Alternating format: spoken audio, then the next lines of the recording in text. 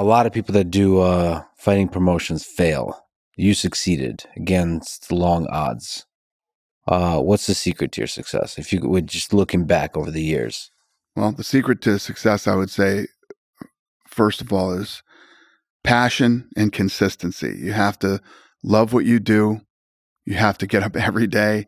And I get here every day at 9:30 in the morning. When we sold in 2016, a lot of people in the company made a lot of money, and they all took off and they retired. Yeah. Right. Other than the Fertitas, I made the most money. I'm still here. I get here at 9:30 every morning. Last night I left here at 8:30. Yeah. You know, and I don't know how late I'm going to be here tonight, but I love what I do. We get up every day and grind. I work just as hard now as I did back then. The difference between back then and now is I don't have to do a bunch of the shit that I don't really like to do, like budget meetings. I don't like budget meetings.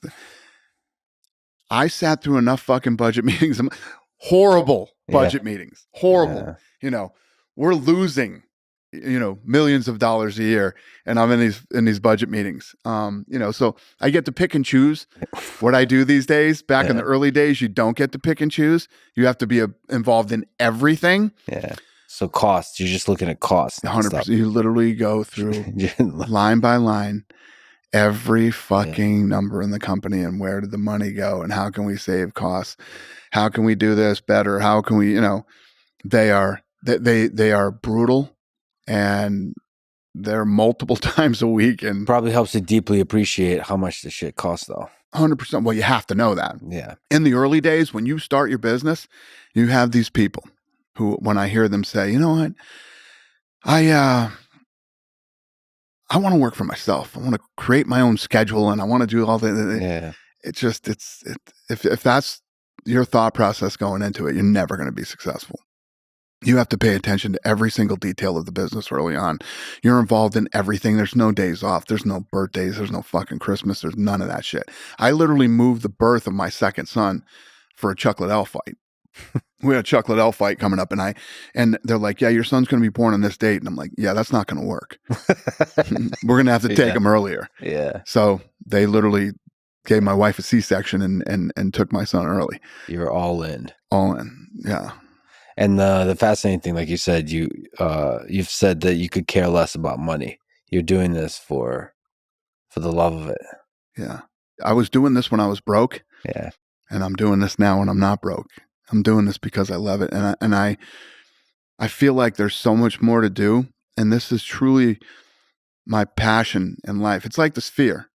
We're doing the Sphere. Why? Why would I do the Sphere? It's going to cost me a bunch of money. It's really challenging.